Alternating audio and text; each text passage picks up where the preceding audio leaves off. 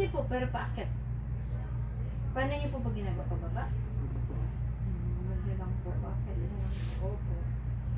Kasi mas ayaw niyo siyang mas nasa digits yung fluids. Warm compressor. Siguro hindi na po. Mas maganda niyo po siyang igalaw. Kasi yung warm compress, comfortable siya, pero hindi po siya nakakatulong sa pagtanggal ng gas. Hintayin lang po nang tumatapos yun. Tsaka lang po.